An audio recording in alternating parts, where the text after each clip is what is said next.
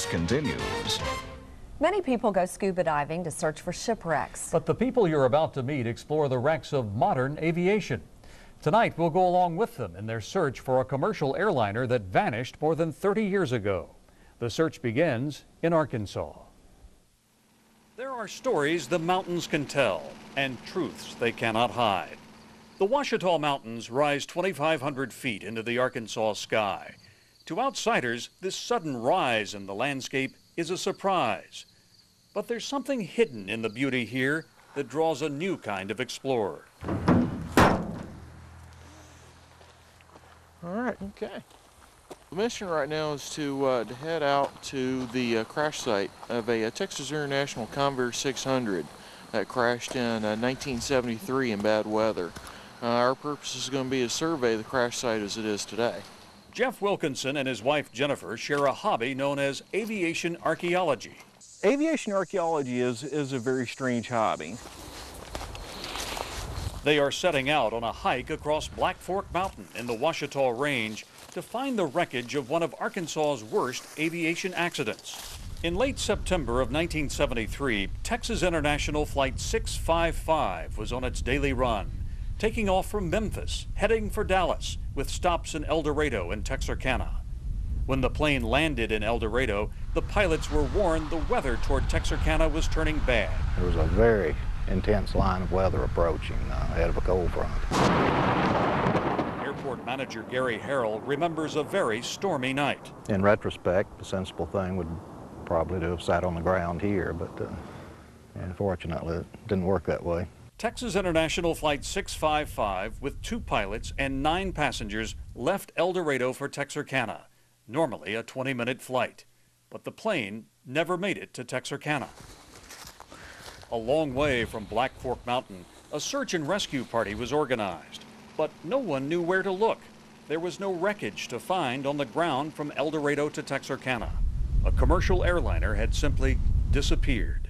What we do is we take these accidents and we put them in the context of what was going on at the time. With 655, it was 1973. Airliners don't just disappear. And that's what we saw right here. The next day, a National Guard helicopter sent to help in the search crashed, killing all 3 crew members. After 3 long days, the airliner was still missing. Flight 655 had vanished. Hundreds of airplanes, both civilian and military, helped search southern Arkansas, northern Louisiana, and parts of East Texas. But little did they know, the pilots of Flight 655 had turned north, right into the direction of the hills of western Arkansas. It was so far north of where anybody expected it to be. It was en route to Texarkana. We're almost to Fort Smith.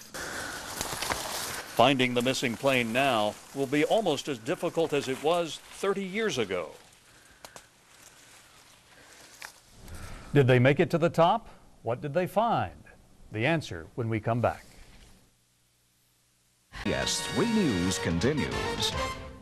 Texas International Flight 655 disappeared while en route to Texarkana from El Dorado. That was in September of 1973. After 3 days, the commercial airliner was still missing.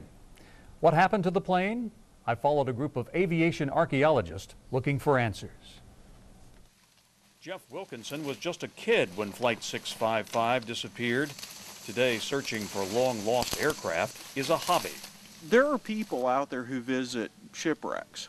They dive on shipwrecks and investigate those, and people are like, hey, that's a pretty neat thing to do. And then when you say that you do the same thing, except you investigate old aircraft crashes, they kind of look at you with a puzzled look. They can't fathom that. It's a hobby wife Jennifer says took some getting used to. When he first told me, I was like, what? What do you want to do? The terrain doesn't look too bad. The mountainous terrain was a surprise to the crew of Flight 655.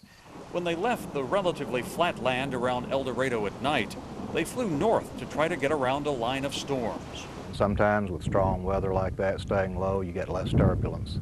So they just kept working their way north, trying to get around the weather. Unfortunately, they were not aware of the terrain, how sharply it rises up there. The Convair 600 was equipped with a voice recorder.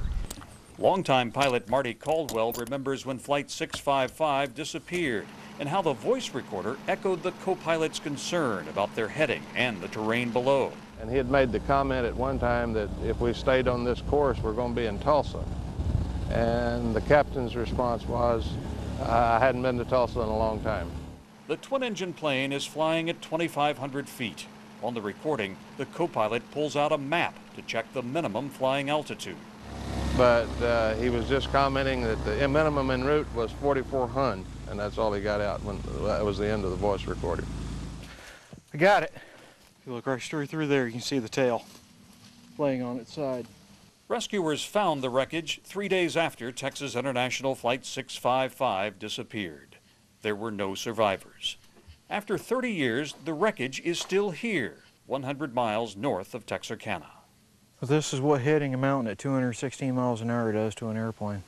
Investigators would later conclude the two experienced pilots did not recognize in time that they were flying the airliner too low in a mountainous area. If they had about 30 more seconds, it may have had a different outcome. A large part of the rear fuselage is right here, just downslope of the tail section. Engines were operating fine. They were producing cruise power. The scoring that's on the faces of the props, you can tell that the propellers were turning at full power at the time of the impact. There were no problems with the aircraft. It was simply flown into the mountain. So that is what happened to the missing plane. The journey of Flight 655 ended here on Black Fork Mountain. But nearly 30 years after the crash, the flight and the plane and the people on board have not been forgotten. All sorts of stuff goes through my mind when I come to the site. What the people must have been thinking, you know, stuff like that. We preserve. We keep everything. If we turn something over to look at it, it gets put right back where we found it. We don't disturb the site. They are explorers of a different kind, unraveling the secrets that only a mountain can hide. 7 of the passengers killed were scheduled to get off the plane in Texarkana, including 3 Army colonels, one of whom was to take command of the Red River Army Depot.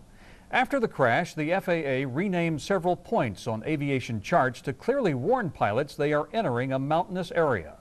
You can read more about the NTSB's final report on the crash on our website at ktbs.com. It has been a busy night in the old sports department. The Mudbugs are in action, plus there were a couple of high school football games tonight. Not to mention David Toms playing in the Tour Championship in Houston.